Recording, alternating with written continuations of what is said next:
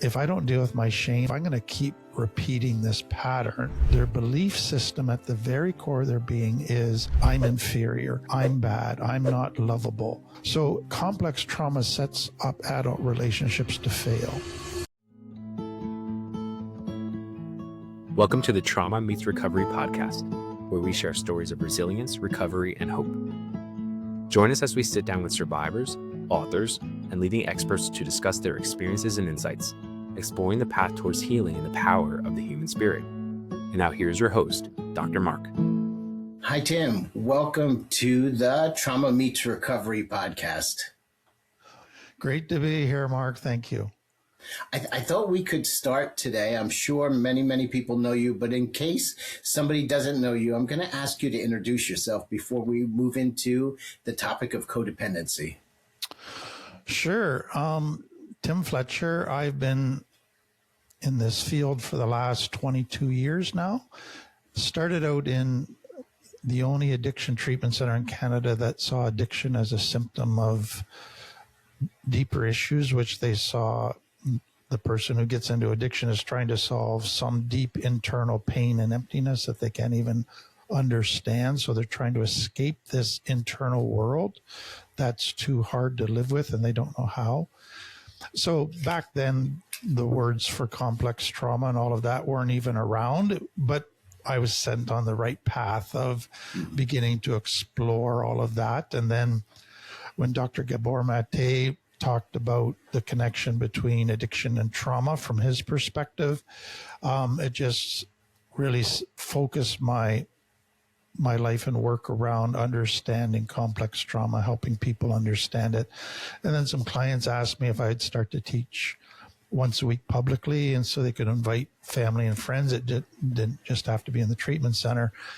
And from that, just kind of that went to YouTube and then exploded and developed, etc. So now we have Tim Fletcher Company that offers in-person treatment centers, but also since COVID, we put it online, and we offer online treatment centers, our LIFT program, which we have people from over 40 countries in the world that take it. And so it's just been really my life to help people get to what are the core issues that are causing a lot of this stuff that's happening in my adult life that are really just symptoms of something, but I don't know what it is. And much of the mental health world and medical world is just putting Band-Aids on symptoms.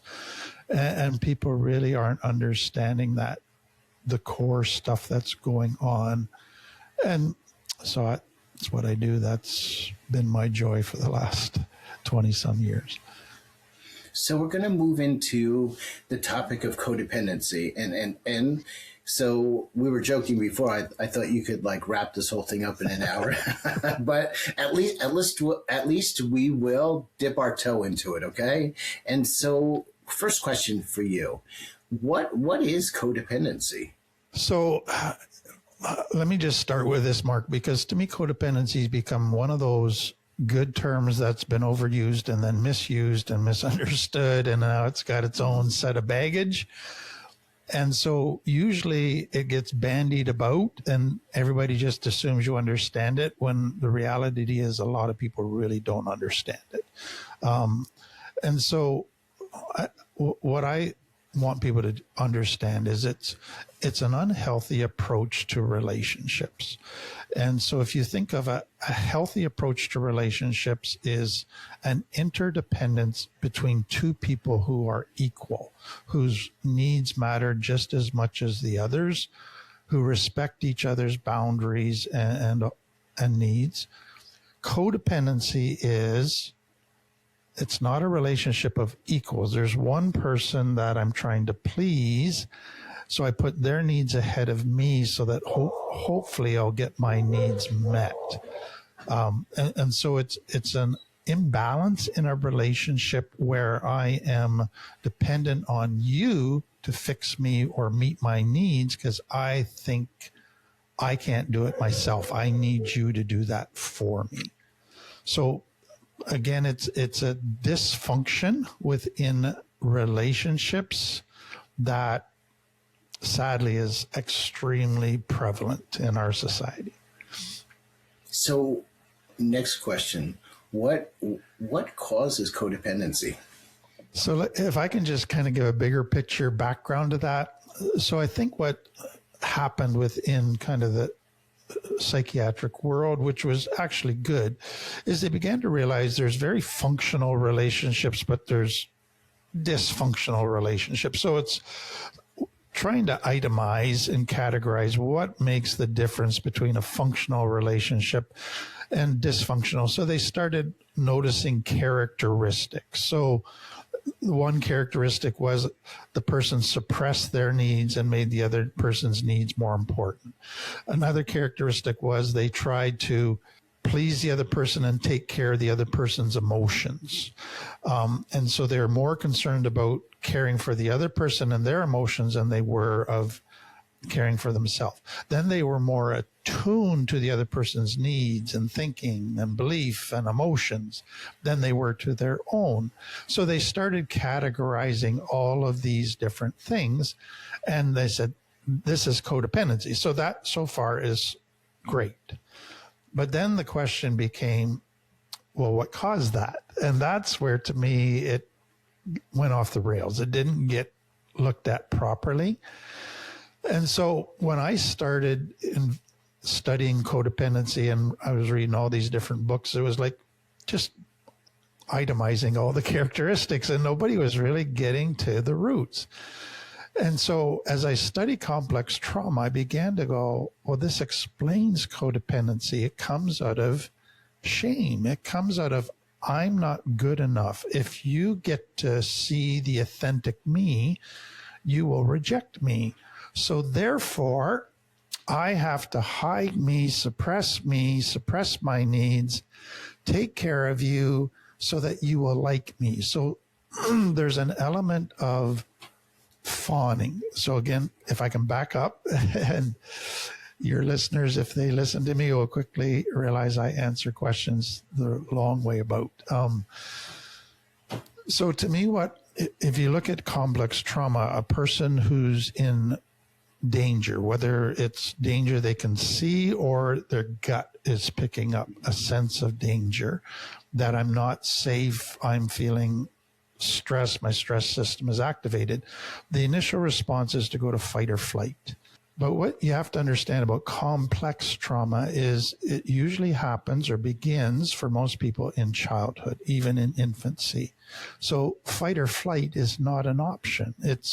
They're too little to fight or flight.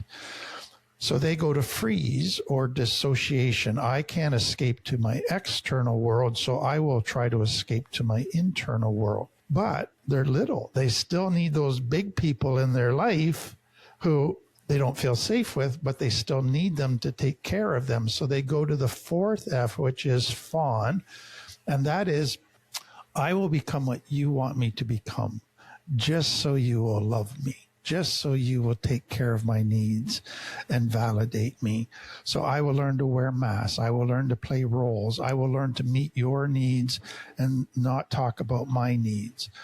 I will sacrifice. I will have a radar that is attuned to every nuance of your wishes, your beliefs, your emotions, and I will quickly respond and fix you because I can't be happy unless you're happy. And I will only have one emotion where I will be happy all the time, because if I'm showing all my emotions, that seems to make you unhappy. So I must now shut down not just my needs, but I must shut down my emotions and only have one emotion so that I never annoy you, so that I never cause you any distress. So I will become smaller, less human, so that I please you.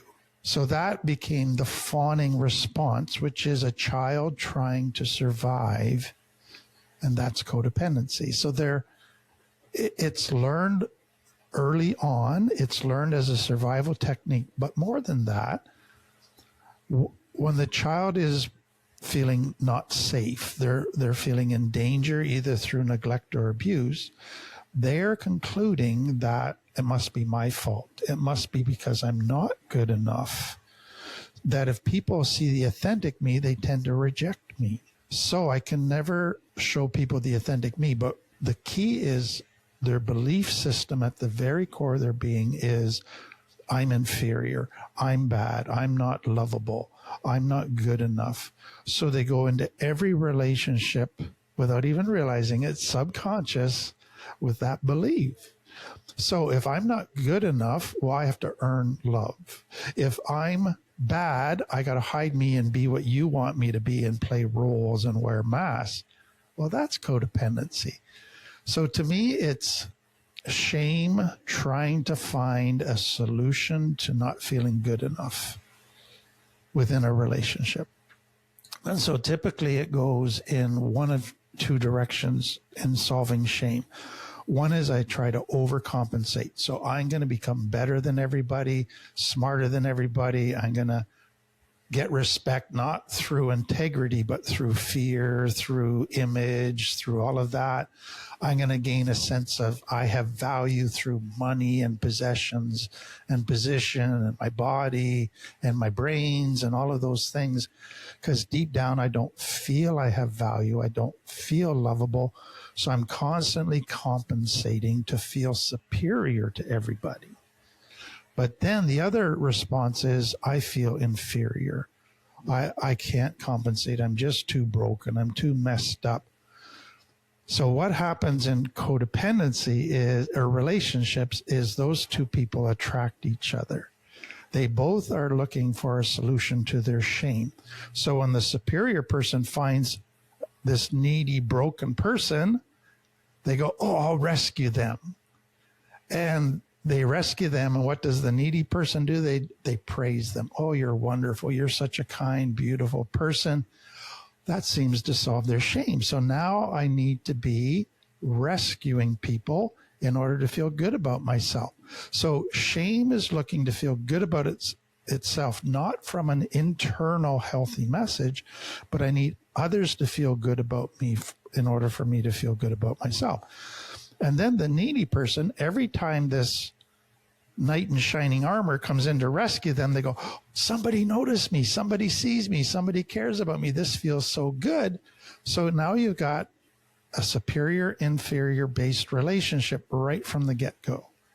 And that's how the attraction happens. That's how they get drawn into each other, because they truly believe that they're solving their shame. They're feeling better, even though it's only temporary. But that's how it begins. So to take it further, what it's important for people to understand is that codependency relationships usually go in two phases. So there's that initial attraction phase where the superior, inferior, where everybody's kind of suppressing their own needs and caring about the other, and then they're getting these wonderful validation from each other that feels good and seems to solve their shame. But the key is it doesn't truly solve shame in a healthy way. So shame is not solved.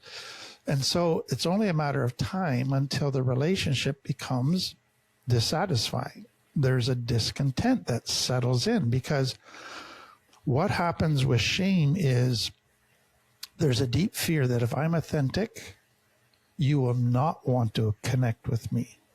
And the truth actually is, if I'm authentic with safe people, it leads to connection.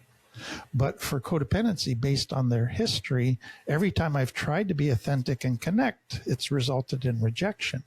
So they go into these relationships with that belief. And so now I can't be authentic. Let's try to connect through sex. Let's try to connect through having fun together, some things in common, but there's no deep, true connection. And so there's an emotional unavailability that's there. And so that leads to discontent. That leads to, this is not satisfying this relationship. And so that then leads to, well, I need to change you. You need to meet my needs. You need to take care of me. So one can become quite controlling. One can become quite needy, naggy, all of those things, but they're trying to get the other person to meet their needs instead of saying, I'm responsible to meet most of my own needs. There's a fear of doing that because they've never been given the tools to do that. They basically have kind of abandoned themselves. They don't really like themselves.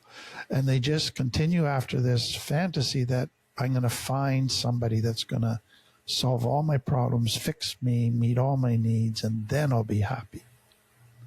So that was a very long answer. Hopefully it answered what you were asking. No, I appreciate it so much. So I guess one thing I just want to point out is, and you talked back with childhood, this stuff comes from childhood. It was adaptive back there to survive or to have safety. But here I am as an adult, not so much. Exactly. So if you kind of break down what that adaptation looked like, so it was, I can't be authentic. I can't connect to people because that's going to lead to hurt. I can't really trust people. I can't be vulnerable. And so you carry that forward to an adult relationship. Well, you've got 4 foundation stones for a disastrous relationship. So complex trauma sets up adult relationships to fail. So in that beginning stage of codependency, it feels so good. It looks so good. Everybody's on their best behavior. There's nothing but good feelings happening. You go, how is this failure? This is success. This is what I've longed for. But because you haven't dealt with those maladaptive behaviors, deep down, the core issues, it's only a matter of time till it starts breaking down. And then that's where people just start putting Band-Aids on symptoms in crisis situations without really understanding this is a deep shame, deep sense of abandonment, not being good enough, not being lovable, fawning response that is part of this that really has to get looked at. So it seems like you're talking about, these individuals coming together. They're all excited. There's a tremendous amount of hope. Things are going to be solved, and so then I'm curious when that doesn't happen, and when all of this maneuvering, comes into play, what happens as far as anger? What happens as far as disappointment? Right. What does that look like? And I've heard you say, that often, they have somebody else before they'll let go of this relationship. They have somebody waiting in the corridor, so to speak, because they just can't bear the idea of being alone. Yeah. So again, to me, it's so important for people to understand is that the child with complex trauma, the child that was neglected and abused, a core issue is they felt alone. Nobody was connecting with them securely. Nobody was loving them with that unconditional, consistent love. And so they just felt abandoned. And the result of that is they go, well, then I must be a terrible child. So I hate myself, so I'm abandoning myself. I don't like this about me. I don't like that about me. I wish I was somebody else. And so there's a real self-abandonment that takes place. Mm-hmm. But then what can happen within that child is so the 2 things you mentioned, they have tremendous hope. If I just try this, then I'll be loved. And that connects to fantasy. So they often escape to a fantasy world, which is very easy to do with kind of Disney movies for children, where there's always a happily ever after, where everybody loves each other, everything's perfect. They develop in their mind that if I find this handsome, wealthy person who adores me, then I will be happily ever after.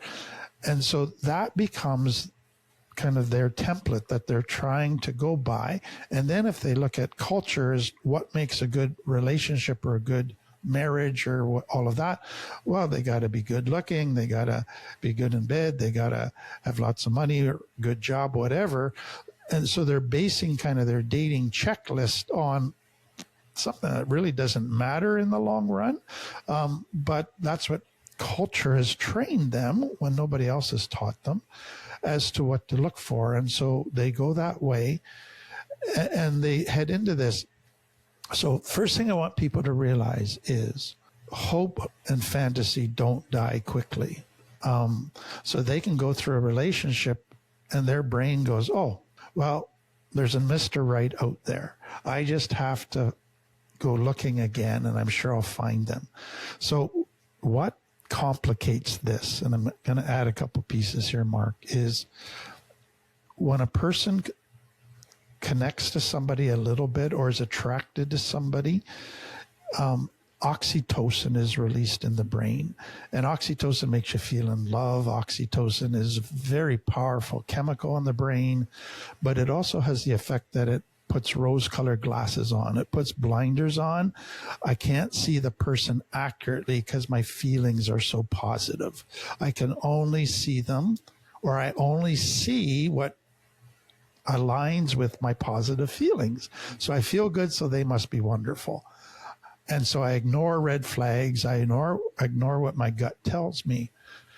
And so that every time I go through breaking up a relationship, I'm hurt, etc. But then I go to hope and fantasy.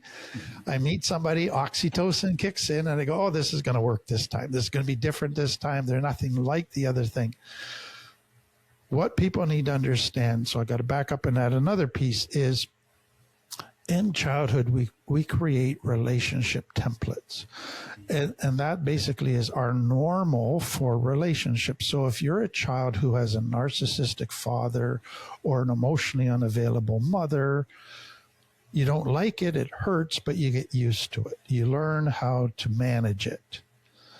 And now you move into adult life and you meet somebody who's narcissistic or emotionally unavailable, and something in you is actually attracted to that because I at least know what to do here. This is normal. I've learned the tools to manage this and to function in this relationship. So I am attracted to somebody that I think will solve my shame. I'm attracted to somebody that matches my relationship templates from childhood. But if both of those are faulty, I keep getting attracted to people that are going to feed shame, people that are going to hurt me all over again. But my fantasy says it'll be different this time. My hope says it'll be different this time. So it takes quite a while for people to have kind of that fantasy lie knocked out of them. And when they begin to get it knocked out of them, that's when they can finally get honest. The blinders come off, the rose-colored glasses come off, and they get angry. But usually the anger at first is directed at the other person. It's all your fault. You're a narcissist. You never met my needs. So that part is fine, but they eventually got to get past the anger to see themselves. That if I don't deal with my shame, if I don't deal with my abandoning myself, if I don't deal with all that fantasy stuff, I'm going to keep repeating this pattern. So it's not just the other person's fault. It takes two to tangle. And I'm part of the tangle every time. So I need to get focused on me.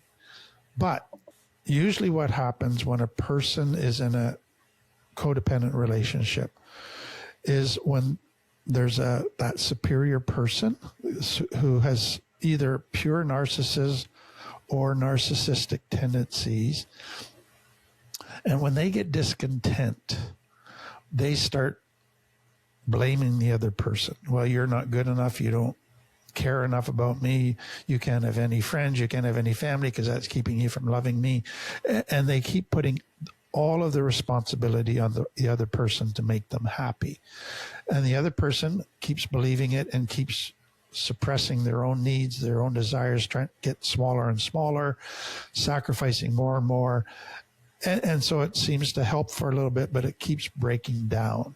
But the other person really begins gaslighting that other person that it's all your fault, you're selfish, you're terrible, you don't care, etc. And the other person's believing it because they've been worn down. The narcissistic type person usually is got the same amount of shame. They have never learned to meet their own needs. They don't like themselves. They always believe they need somebody else to love them to feel good. So when they feel the relationship breaking down, they start looking for somebody else, a replacement, somebody else who will give them a supply of positive input that this other person is no longer giving them. And so for many people in codependent relationships, they go from one relationship to another with either zero gap or a very short gap, because being alone and having a relationship with themselves is just too scary or seems impossible. It's never even entered their thinking as maybe this is where I need to start. They always just think somebody else has got to fix my problem, so I better go find somebody else. So I think it's just so important for people to understand, Mark, that 95% of what I've just described happens subconsciously. You're not even aware that you're following these scripts from childhood. You just think you're trying to solve problems and have a love relationship, but you're following very predictable scripts. So it's like, I guess, and I've used this a lot, someone grows up with an alcoholic dad, let's say, and so they go out and they say, well, that'll never happen to me. Exactly. And they marry somebody who ends up, having issues with addiction and has issues with alcoholism, drugs, some addiction. And so it becomes unbearable. The marriage becomes unbearable, and they need to end it. And so they say, well, this is it. I can't do this again. And then within a short period of time, unfortunately, they move right into another relationship with somebody with addiction.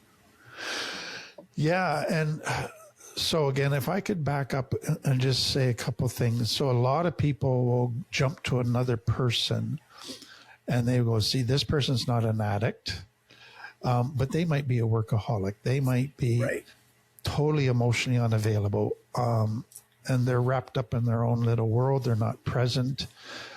And so it's this, they're not technically an addict, but they have the same emotional unavailability, inability to connect. And I think that brings in an important piece in understanding codependency. Codependency is really relationships based on insecure attachment styles. So a child needs secure attachment to become healthy, to get the right building blocks of life in their life. But if they can't connect to mom and dad securely because they feel afraid, because their gut says dad's angry all the time, mom's not available, then they develop insecure attachment. So avoidant, anxious, ambivalent styles of attachment. And so codependency is often an anxious attracted to an avoidant, but it's different insecure attachment styles that fear vulnerability, that long for attachment, but don't know how to get it in a healthy way. And they end up triggering each other's abandonment wounds, their deepest fears, and it feeds this cycle that just continues to add baggage to a relationship. You, Tim, had talked about giving up the fantasy. What does that look like? To me, it's one of the hardest things. So oxytocin, and when it's released, you go into your limbic emotional brain. All your good feelings are happening there. But what happens with that is it affects how you think about things. So you're not thinking about things based on facts. You're thinking about things based on how you're feeling.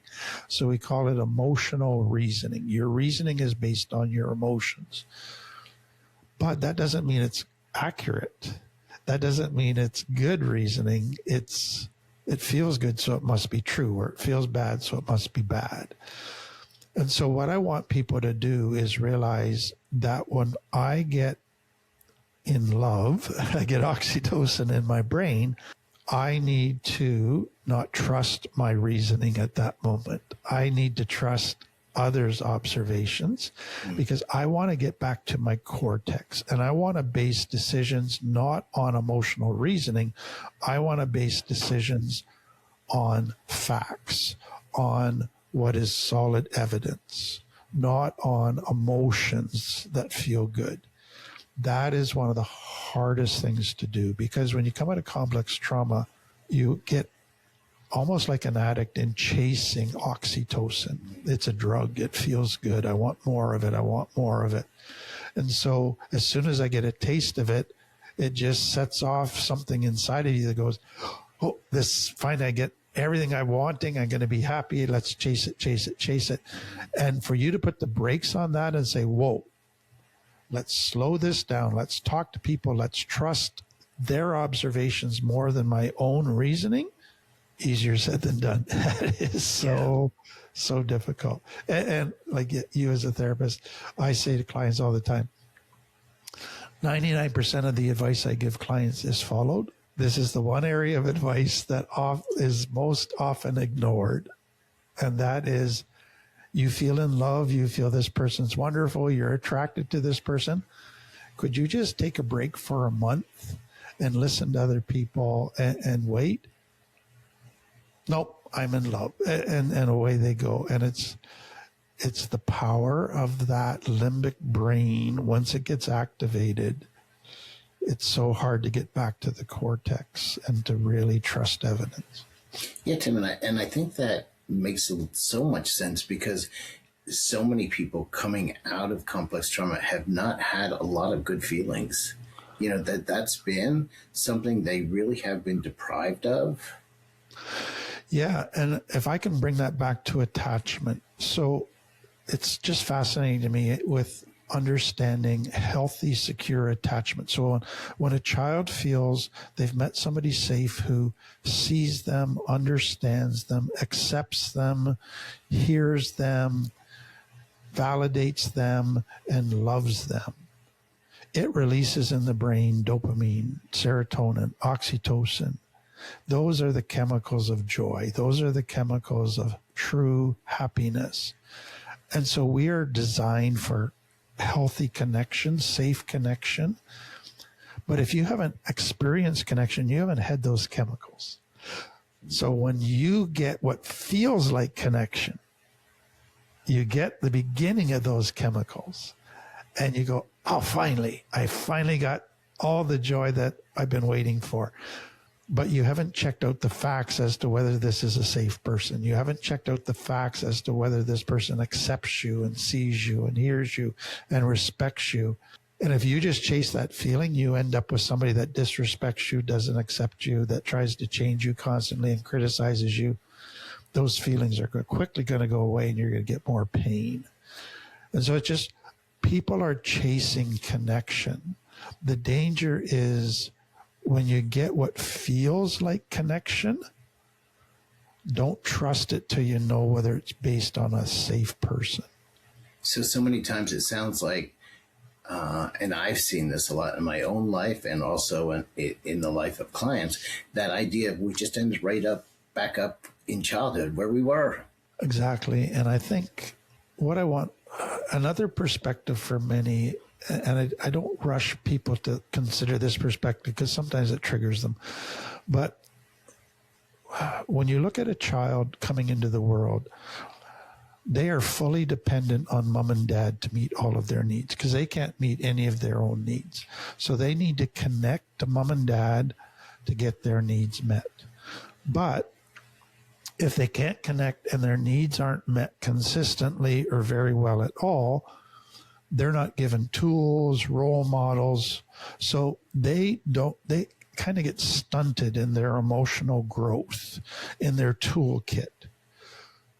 So what should happen in a healthy home is the child begins to learn tools to meet their needs. The child begins to learn how to sit in uncomfortable emotions, how to handle different situations and problems, so that by the time they move out of home, they don't need mom and dad to meet their needs. They can meet 95% of their own needs quite well.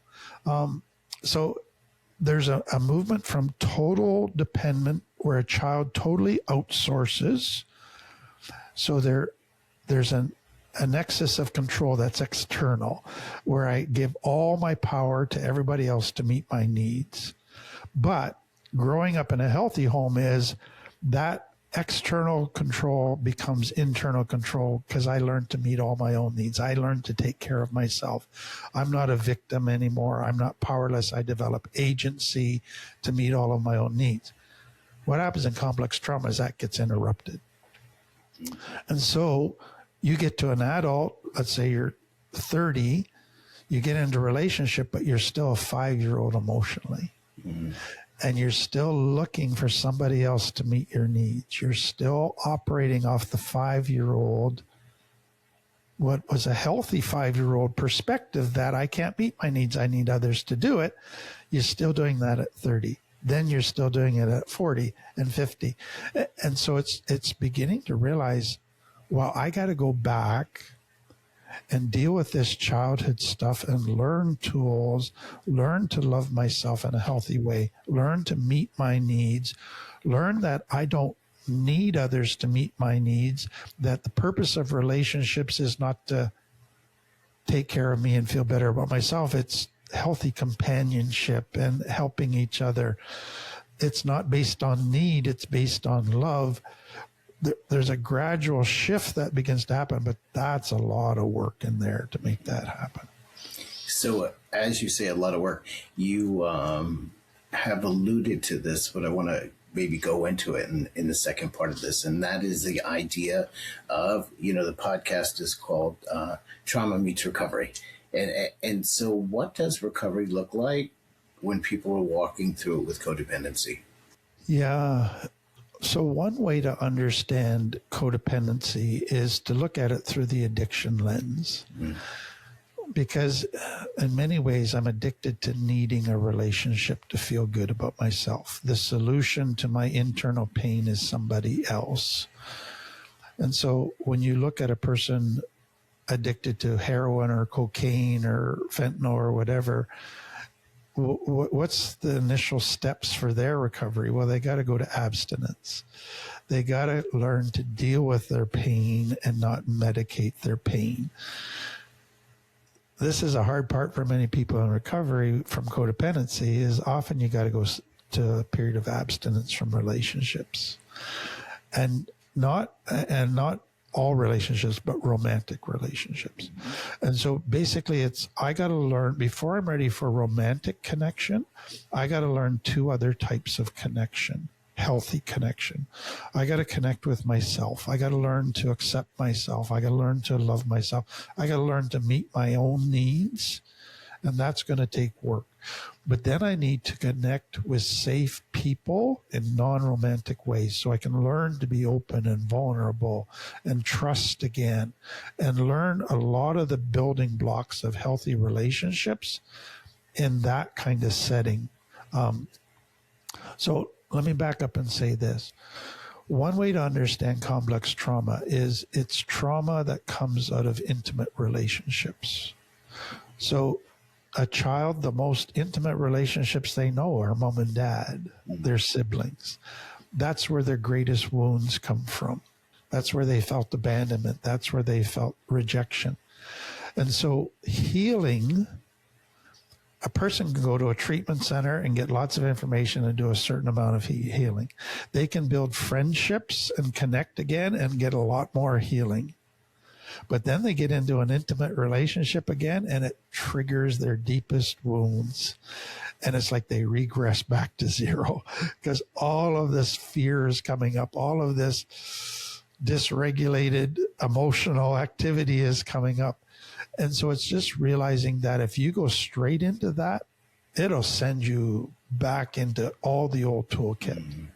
But if you've done the other work first, once you get triggered and dysregulated, you can catch yourself and you can go, okay, let's get back to the cortex. Let's not use that old tool here. Let's decide what new tool needs to be used, and let's explore what's going on here. What got triggered? It's something in the present, yes, but it's connected to something in the past, something that hasn't healed yet. I need to figure that out so that I can really work on that. And so you begin to let the triggers from the day be guideposts that point you to unhealed wounds from the past that are still getting touched, and you go, ouch, because that's what a trigger is. So the healing journey to me is big, but you got to start with kind of the abstinence from romantic, connect with self and others, then learn lots of tools of healthy relationships in that safe setting with safe people. And then as you go into kind of the dating, intimate relationship, again, you got to learn to handle the triggers in a healthy way, get yourself regulated again, explore the underlying wounds, and it just will lead to greater and greater healing. So two questions as we move ahead to a close. One is, what does regulation look like? Because sometimes people think that regulation is this straight line of emotion, and so I want to pick your brain with that. Yeah. So to me, regulation is you're in your. So we're going to bring in another concept, but you're in your ventral vagal state. You're in that safe place where you can be fully human. So you're not in survival mode. You're able to explore, connect, be creative, show all of your emotions, because this is a safe world. Be yourself and be accepted for that. And so that regulated state is, yes, I'm going to go through bad days. I'm going to have frustrations come up. I'm going to go through losses, and I'm going to have a variety of emotions, but I'm regulating them. They're not running me. I am managing them. I'm expressing them. I'm dealing with them. I'm resolving them. What happens in complex trauma is a child goes through losses and hurts, and they get all of those powerful anger, grief, fear emotions, but nobody helps them regulate them. So in a healthy home, a child, when they go through fear or needs not met or pain, they cry. They get dysregulated. But what happens? A regulated mom or dad comes in and soothes them. They connect with them. They show them how to meet the need. They meet the need. And then they do soothing stuff with them to calm the child down. So they rock them, they hug them, they sing to them, they coo in their ear, they rub their back, all kinds of different things. But they do healthy soothing activities that help the child get back to, okay, I can sit in this emotion, deal with it, and then the emotion is resolved. Complex trauma, nobody's a co-regulator to you. So the child is in this dysregulated state where nobody's helping them. And so they go to self-soothing. So some of it is good. They suck their thumb, they get their blankie or their teddy bear, they rock, all of that. But others can become unhealthy. They begin to escape into video games. They begin to bang their head. They pull their hair. They pick their nails. All those things are soothing, but self-destructive to them. And then they find drugs or food. And they go, oh, that is soothing. That feels good. Then they find sex. Oh, that feels good. So they take food, sex, healthy things, and they now use them in unhealthy ways because they provide a soothing element to their limbic brain. And so for many people, what they've need to realize in recovery is you've been trying to soothe yourself and regulate yourself for years. You just have nobody show you how to do it in a healthy way because you haven't had good co-regulators. So you now probably need a surrogate parent who's going to be a co-regulator, who's going to teach you healthy ways of regulating yourself, meeting your own needs, calming yourself down, grounding, being mindful of your emotions, being aware of your emotions.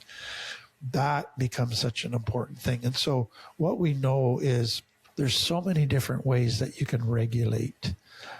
So a child that couldn't connect with parents, one of the things that they often connected with wasn't people, it was an animal.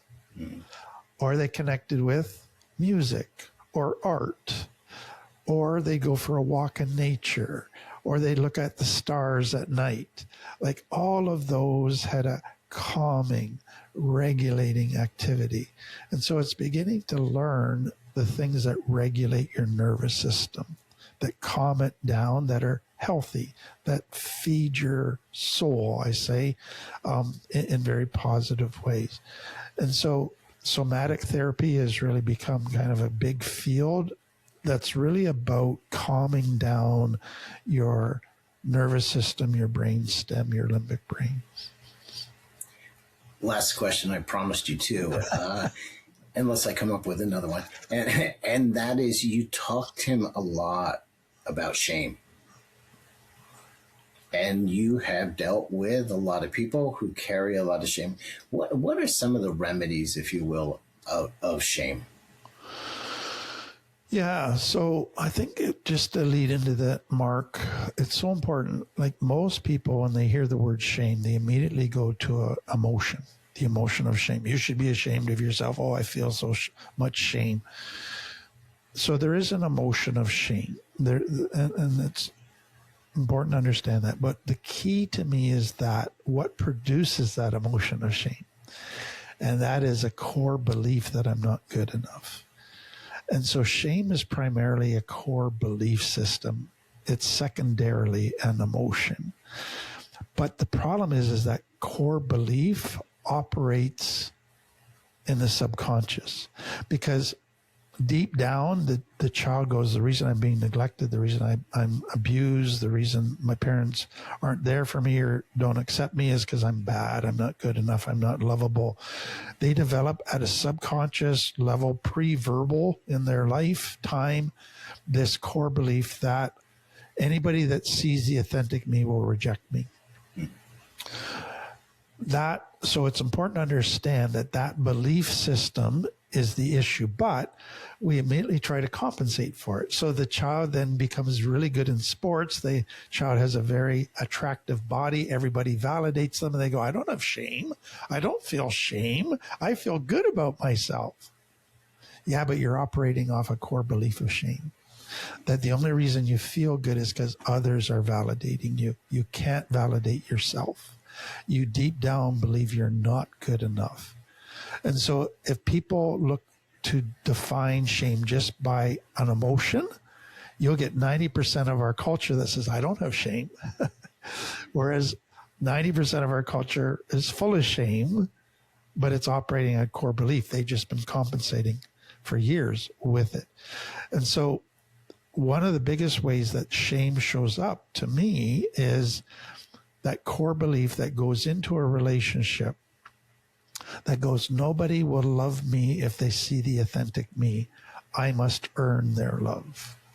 So I will be what they want me to be. I will take care of their needs. I'll take care of their emotions. I will sacrifice me, become smaller. That's shame talking. Shame is believing I can't be happy unless they're happy. They'll only be happy if I only have one emotion. That is shame talking. So it's that subconscious belief that is guiding their whole approach to relationships. So what I want people to realize is if you're going to couples therapy just trying to put Band-Aids on your relationship but not dealing with shame, it's not going to work because you're not getting to the core issue. You have to begin by healing that shame, that deep belief that I'm not good enough. And so when shame begins to heal, what it begins to say is, I'm an authentic, unique, wonderful person that deserves to be respected as much as anybody else, whose needs matter as much as anybody else. I can go into a relationship not needing to earn love because I love myself and I have good friends in my life. I can go into a relationship where my needs matter just as much as yours. And on day one, I can express my needs without feeling guilty for doing that. And I can change the dynamics of a relationship to actually be respectful, loving, meeting of needs, that I matter just as much as you. You can't do that unless you heal shame. And that, to me, is where healing codependency, people are only successful in healing codependency if they actually heal the shame. So I want to thank you for today. This has been wonderful. I think that just sitting and listening to all this knowledge, I want listeners to go out and to begin a journey of healing, because it's definitely really hard, but it's also so worthwhile. Tim, if people want to get in touch with your programs or things on YouTube, how would you advise them to do that? Yeah, so we have our website, Tim Fletcher Co. Or timfletcher.ca, and it has all our online courses. Some you can take just self-study courses. Some you can take on an online format, and all the different resources that are available. Then on YouTube, Tim Fletcher, you can just put into the YouTube search and it'll bring up. I would really encourage people we've got a whole series on shame. We've got a whole series on codependency. So if you go to the playlist, and a series on the different subtle types of complex little t trauma that just help people, because so many people basically go, I don't have trauma, so I don't think this applies to me. And they just still define trauma as big T, horrific event trauma. What we now realize is over 80% of people have trauma, but it's the little t version. It's the subtle, nuanced, almost invisible types of trauma that we don't even think of.